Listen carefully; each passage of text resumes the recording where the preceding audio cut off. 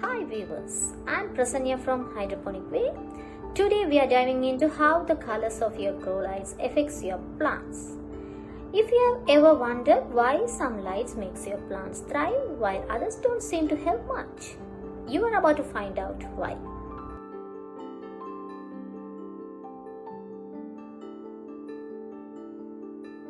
So what exactly is a grow light? Simply put, it's an artificial light source designed specifically for growing plants indoors. When you can't get enough natural sunlight, grow lights step in to save the day. They come in different colors, and picking the right color can make a huge difference in how well your plants grow. Did you know that plants respond differently to different colors of light? It's true. Just like how sunshine helps outdoor plants grow, indoor plants need specific light colors to thrive.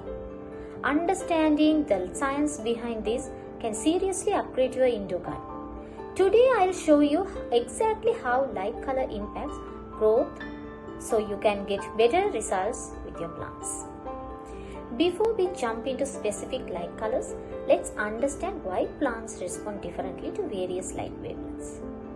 Plants primarily use what scientists call PAR, photosynthetically active radiation, which spans from 400 to 700 nanometers. Within this range, plants have specialized pigments that absorb different colors. Chlorophyll A and B mainly absorb red and blue light, while secondary pigments like carotenoids capture additional wavelengths.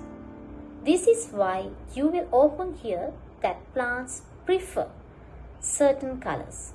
They are actually more efficient at using them. The light spectrum visible to us contains multiple color bands, each affecting plants differently. Red lights with wavelengths between 620 and 780 nanometers primarily drives flowering and fruiting.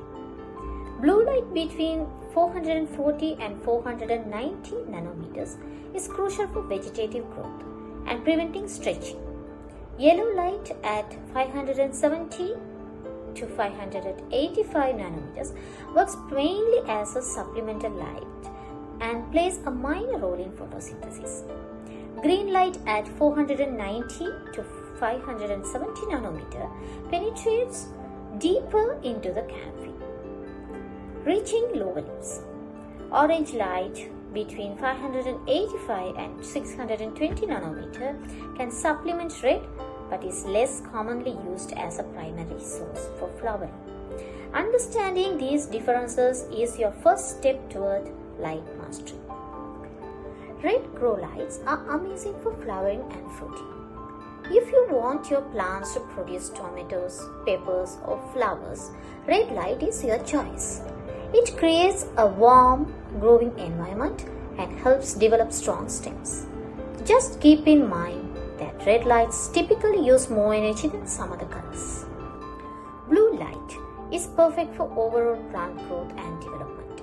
It's especially great for leafy greens, herbs and vegetables during their growing phase. Blue lights create a cooler atmosphere and use less energy than red lights. If you are growing lettuce or basil, blue light will be your choice.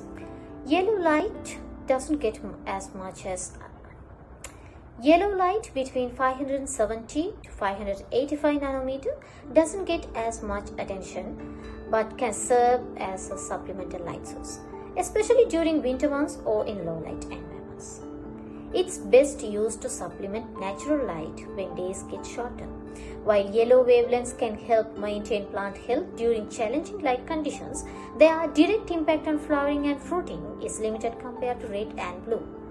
Yellow lights consume similar energy to red and are the best used strategically as supplements rather than as primary light sources. You can increase yellow light components slightly during winter for year-round growing operations. Green light between 490 and 570 nanometers is often underestimated. While plants reflect much of it, green light serves an important function by penetrating deeper into the plant canopy than other colors. This means green light can reach lower leaves that might be shaded from red and blue light.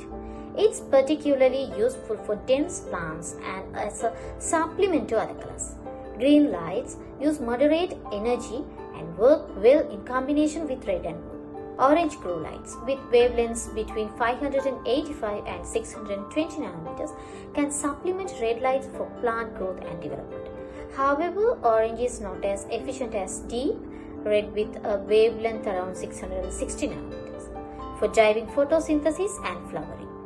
Orange light may help as part of a broader spectrum, but for optimal flowering and fruiting, red remains the key color. Adding orange light to a red or blue mix can significantly improve flowering compared to using red alone, but it can be useful for a more balanced spectrum. Full spectrum lights aim to mimic natural sunlight by providing all wavelengths plants can use. These comprehensive lights are convenient all-in-one solutions, especially if you are growing multiple types of plants in a same area. While they typically cost more upfront, their versatility makes them excellent for year-round growing operations. You might not achieve the same specialized results as with carefully tailored light recipes, but you will get good all-around performance. You can use full-spectrum lights in general growing areas and specialized light recipes only in dedicated growing spaces for specific crops. There is honestly no single best color combination for all plants. Each species has evolved to prefer slightly different light recipes. However, the most universally effective combination is red and blue, often referred to as blurple light. A ratio of about 4:1 red to blue works well for general growing. For flowering and fruiting stages, increase the red component. The key is to observe your specific plants and adjust accordingly. Matching light colors to growth stages dramatically improves results. For seedling and clones, use blue dominant light, about 30% red and 70% blue, to prevent stretching and promote strong roots and initial growth. For vegetative growth, a more balanced approach works well, about 40% red and 60% blue. When it's time for flowering and fruiting, switch to red dominant light, 70% red and 30% blue. If you are growing year-round with diverse plants, full spectrum lights provide a good compromise. Lighting is an investment, but it pays off in yield and quality.